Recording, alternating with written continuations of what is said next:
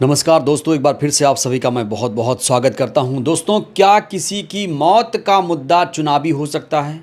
Ghosi seat पर ऐसा देखा जा रहा है, जहां पर मुख्तार अंसारी की मौत का मुद्दा भी इस समय गरमाया हुआ है।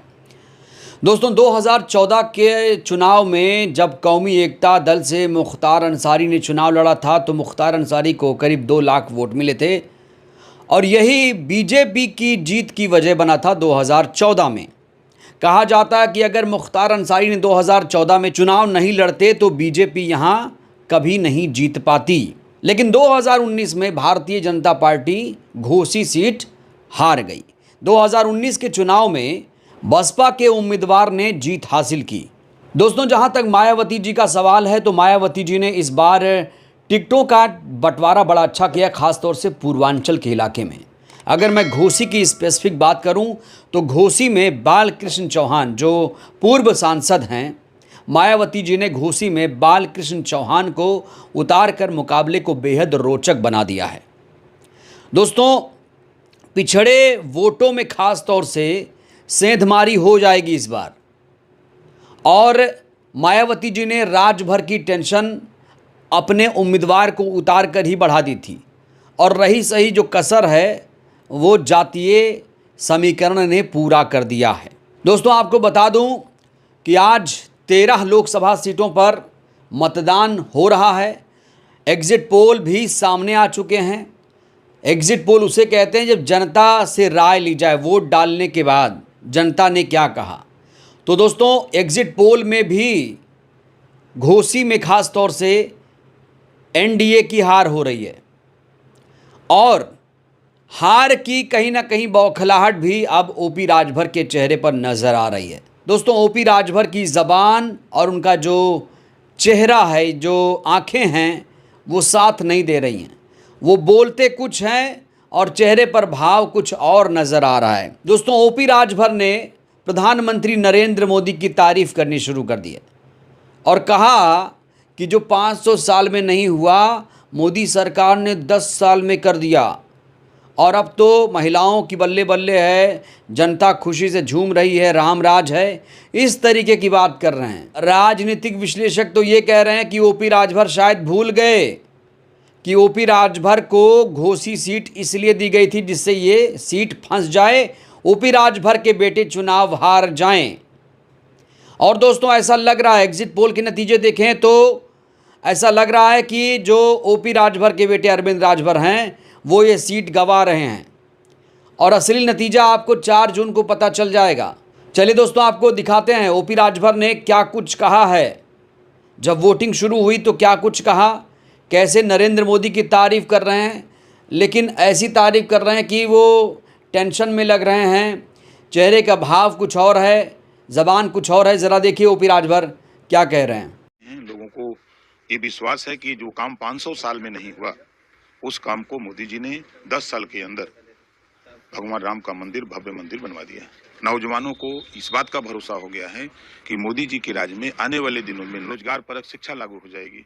इस पे भरोसा है। माननीय प्रधानमंत्री नरेंद्र मोदी जी ने लक्ष्य रखा है कि 3 करोड़ महिलाओं को हम लखपति दीदी बनाएं। दोस्तों, ओपी राजभर उत्तर प्रदेश सरकार में मंत्री हैं, और एनडीए जब इन्होंने ज्वाइन किया था तो मंत्री बनने के लिए ही कहा जा रहा है इन्होंने ज्वाइन किया था, और मंत्री बनने के लिए इन्हें कई महीनों का इंतज़ार करना पड़ा। कहा जा रहा है कि एनडीए राजभर साहब ने इसलिए ज्वाइन की थी, उन्हें 2 चीज़ें चाहिए थीं। एक तो बेटा सांसद बन जाए, और दूसरा कि वो योगी की कैबिनेट में मंत्री का हिस्सा हो जाएं। अब मंत्री तो बन गए, लेकिन बेटा संसद पहुंचेगा कि नहीं, इसको लेकर दोस्तों प्रश्न चिन्ह खड़ा हो गया है। क्योंकि अगर मैं चुनावी समीकरण की बात करूं घोसी में खास तौर से, तो इसके विपरीत जा रहा है। चुनाव फंस गया है। ओपी राजभर के बेटे का संसद पहुंचना दोस्तों मुश्किल लग रहा है। दोस्तों, आपको याद दिला दूं, 2014 के लोकसभा के चुनाव में भारतीय जनता पार्टी ने ये सीट जीती थी। पहली बार यहाँ पर कमल खिला था। जैसा कि हमने आपको बताया कि मुख्तार अंसारी ने भी 2014 में यहीं से चुनाव लड़ा था। कौमी एकता दल अपनी पार्टी से चुनाव लड़ा था, और मुख्तार अंसारी चुनाव हारे थे। कहा जा रहा है कि मुस्लिम वोटों का यहाँ पर बंटवारा हो गया था। करीब 2 लाख वोट मुख्तार अंसारी को मिले थे, और यही बीजेपी की जीत का कारण बना था। लेकिन 2019 में पासा पलटा, 2019 में ये सीट बसपा के खाते में गई और गाजीपुर घोसी दोनों ही सीटें दोस्तों बीएसपी ने जीती थी 2019 में। और इस बार 2024 में मायावती जी ने ऐसे प्रत्याशी को टिकट दे दिया जिसने ओपी राजभर के बेटे अरविंद राजभर की टेंशन को बढ़ा दिया है।